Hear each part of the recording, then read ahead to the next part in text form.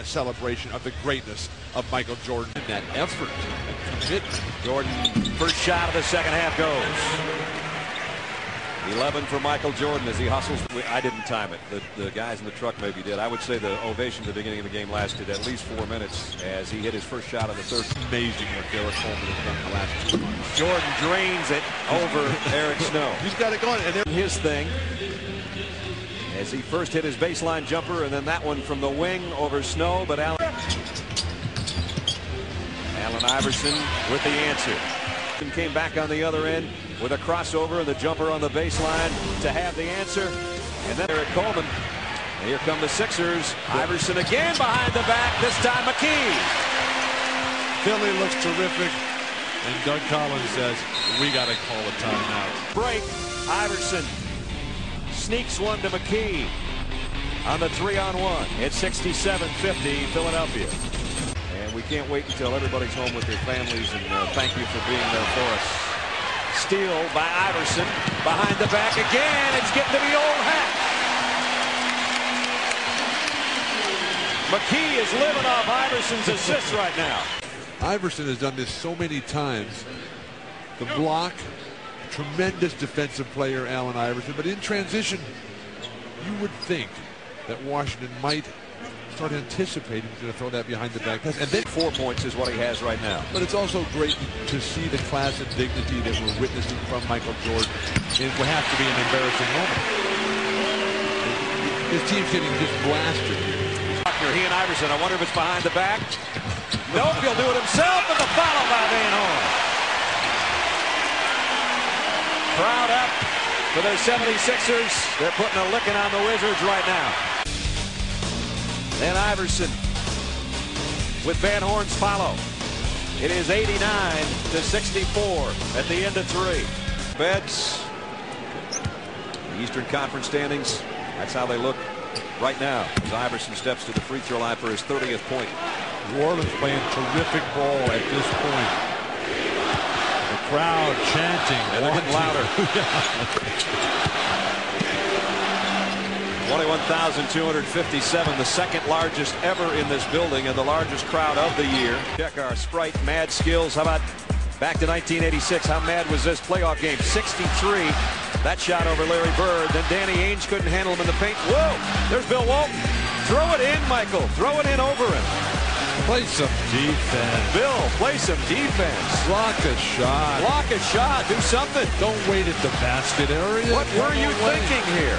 Was he thinking at all? Well, he scored on the best of them. But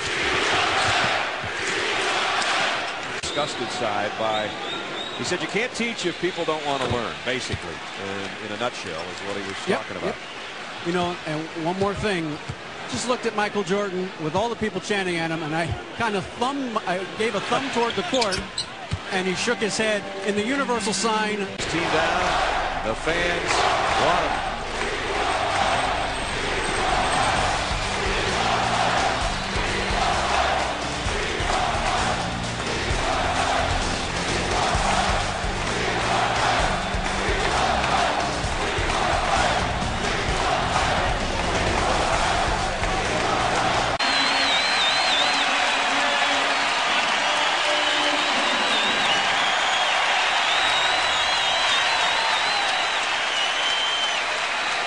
Michael Jordan.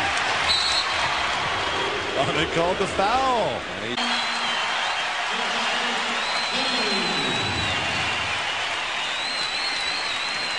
And he's going to get the bounce pass from the retiring Tommy Nunez, the referee.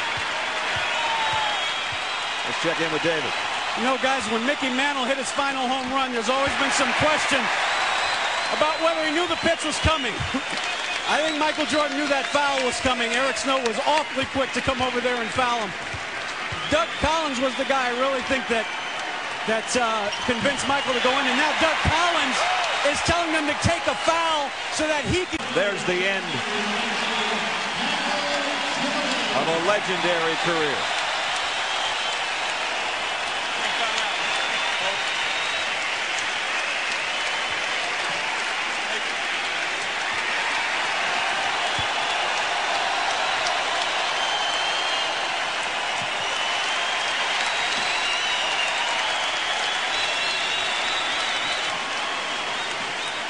Michael, it's been an honor to call your games and a privilege to watch you play.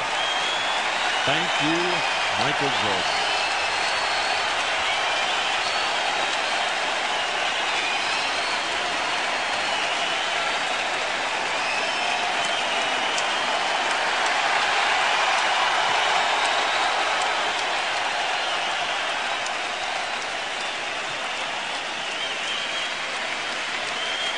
So the final point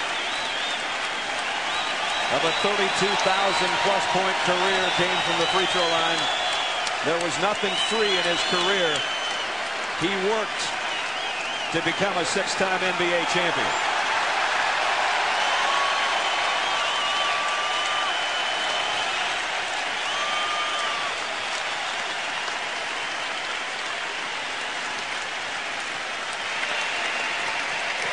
And the MVP in all those championship seasons. All 6 of them.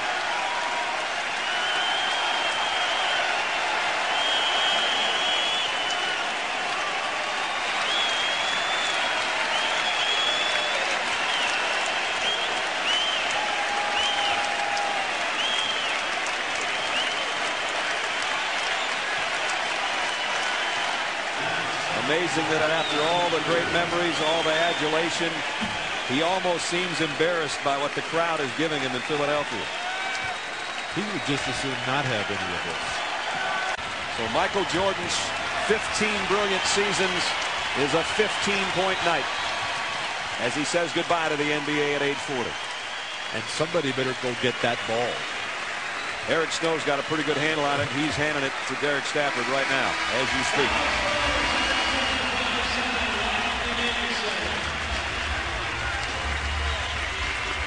Larry Brown, who said, I hope he scores 100 and we win. Michael didn't score 100, but the Sixers did win. And obviously it's a mob scene, and there's one of the young guys that Michael Jordan hopes will carry on and help carry the league on. Allen Iverson, the Tracy McGrady's, the Kevin Garnett's, the Webbers and the Kobe Bryants. The guys that will be stars, but will there ever be one to shine as bright as that guy?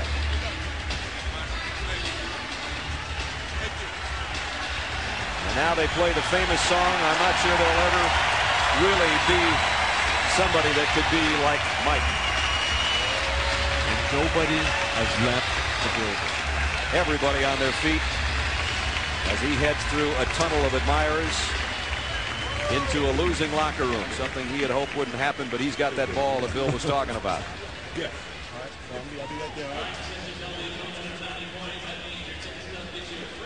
Let's check in with Michelle. All right, standing by with Allen Iverson. First of all, you got home court advantage for the first round, but maybe more than that, what did this win do for your team's psyche? It did a lot. You know, we dropped 3 games in a row. You know, our confidence was down a little bit. The effort in those games were suspect in most parts of the game, and we just wanted to come out here and just give a good effort and fight real hard, and whatever happened, happened. You said before the game it was going to be an honor to play against Michael Jordan in his final NBA game. Tell me what you'll remember most about tonight. You know, just the atmosphere, you know, and how the people embraced them, and, you know, how they sent them away from the game.